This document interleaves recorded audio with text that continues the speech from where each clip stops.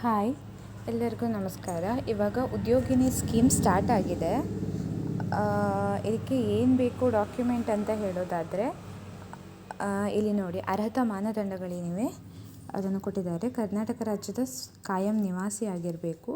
ಮಹಿಳೆಯರಿಗೆ 18ರಿಂದ 55 ವರ್ಷದೊಳಗೆ ವಯಸ್ಸಾಗಿರಬೇಕು.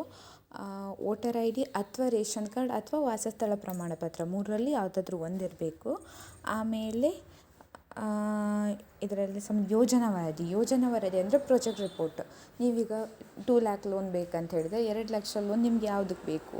ಈಗ ನೀವು ಒಂದು ಟೈಲರಿಂಗ್ ಮಾಡ್ತಿದ್ದೀರಾ ಅಂತ ಹೇಳಿದರೆ ಅದು ಮಿಷಿನರೀಸಿಗೆ ಎಷ್ಟು ಹೋಗುತ್ತೆ, ಆಮೇಲೆ ರಾ ಮೆಟೀರಿಯಲ್ಸಿಗೆ ಎಷ್ಟು ಹೋಗುತ್ತೆ, ಆ ಥರ ಒಂದು ಪ್ರಾಜೆಕ್ಟ್ ರಿಪೋರ್ಟ್ ಮಾಡಿ ಕೊಡ್ತಾರೆ. ಸೊ ಅದೊಂದು ಬೇಕು. ಆಮೇಲೆ ಆಧಾರ್ ಕಾರ್ಡ್ಗೆ ನಿಮ್ಮದು ಬ್ಯಾಂಕ್ ಅಕೌಂಟಿಗೆ ಆಧಾರ್ ಕಾರ್ಡು ಲಿಂಕ್ ಇರಬೇಕು. ಆಮೇಲೆ ಆಧಾರ್ ಕಾರ್ಡ್ ಹೇಗೂ ಬೇಕು. ಆಮೇಲೆ ಇನ್ಕಮ್ ಆ್ಯಂಡ್ ಕಾಸ್ಟ್ ಸರ್ಟಿಫಿಕೇಟ್ ಬೇಕು.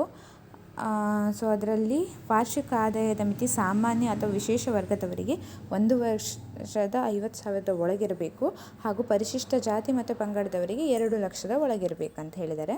ಸೊ 1.5ಕ್ಕಿಂತ ಬೇರೆಯವರಿಗೆ 1.5ಕ್ಕಿಂತ ಕಮ್ಮಿ ಇರಬೇಕು. ಸೊ SC ST ಆದರೆ 2 ಲ್ಯಾಕ್ಕಿಂತ ಕಮ್ಮಿ ಇರಬೇಕು.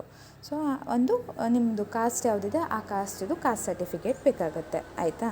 ಸೊ ಇದರಲ್ಲಿ ಉದ್ಯೋಗಿನಿಯಲ್ಲಿ ಸಬ್ಸಿಡಿ ಇರುತ್ತೆ.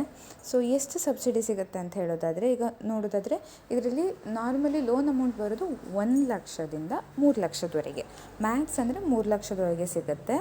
ಸೊ ಬ್ಯಾಂಕಿಂದ ಕೊಡ್ತಾರೆ ಲೋನ್ನ. ಈಗ SC ST ಅವರಿಗಾದರೆ ಯೋಜನಾ ವೆಚ್ಚ 1 ಲಕ್ಷಕ್ಕಿಂತ ಗರಿಷ್ಠ ರೂಪಾಯಿ 3 ಲಕ್ಷದವರೆಗೆ ಸಹಾಯಧನ ಮೊತ್ತವನ್ನು ಬ್ಯಾಂಕ್ ಮಂಜೂರು ಮಾಡಲಾಗುವುದು. ಸಾಲದ 50% ಸಹಾಯಧನ ನೀಡಲಾಗುವುದು. ಅಂದರೆ SC ST ಅವರಿಗೆ ಹಾಫ್ ಸಬ್ಸಿಡಿ ಆಗುತ್ತೆ, ಉಳಿದ ಹಾಫು ರೀಪೇ ಮಾಡ್ಕೊಂಡು ಹೋಗಬೇಕು. ಅದೇ ಬೇರೆ ಕಾಸ್ಟ್ ಅವರಿಗಾದರೆ 30% ಸಬ್ಸಿಡಿ ಆಗಿರುತ್ತೆ, ಆಯಿತಾ? ಸೊ ನಿಮ್ಮ ನಿಯರೆಸ್ಟ್ ಗ್ರಾಮ 1ಗೆ ಅಥವಾ CSC ಸೆಂಟರಿಗೆ ಅಥವಾ ಕರ್ನಾಟಕ 1 ಅಥವಾ ಬೆಂಗಳೂರು 1 ಏನಿದೆ ಅಲ್ಲಿ ಹೋಗಿ ವಿಚಾರಿಸಿ. ಸೊ ಅವರು ಡೀಟೇಲ್ಸ್ ಹೇಳ್ತಾರೆ. ಇದೆಲ್ಲ ಡಾಕ್ಯುಮೆಂಟ್ ನಾನು ಹೇಳಿದ್ನಲ್ಲ, ಎಲ್ಲ ಡಾಕ್ಯುಮೆಂಟ್ನ ತೊಗೊಂಡೋಗಿ ಅಪ್ಲೈ ಮಾಡಿ. ಲಾಸ್ಟ್ ಇಯರ್ ಅಪ್ಲೈ ಮಾಡಿದವರು ಈ ಇಯರ್ ಅಪ್ಲೈ ಮಾಡೋದು ಬೇಡ. ಲಾಸ್ಟ್ ಇಯರ್ ಅಪ್ಲಿಕೇಶನ್ನ ಈ ಸಲ ಕನ್ಸಿಡರ್ ಮಾಡ್ತಾ ಇದ್ದಾರೆ.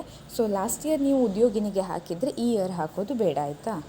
ಸೊ ಇಷ್ಟ ಆದರೆ ಲೈಕ್ ಮಾಡಿ. ಹಾಗೆ ನಿಮ್ಮ ಫ್ರೆಂಡ್ಸಿಗೆ ಯಾರಿಗಾರು ಈ ಇನ್ಫಾರ್ಮೇಷನ್ ಯೂಸ್ ಆಗುತ್ತೆ ಅಂತ ಹೇಳೋದಿದ್ರೆ ಶೇರ್ ಮಾಡಿ. Thank you.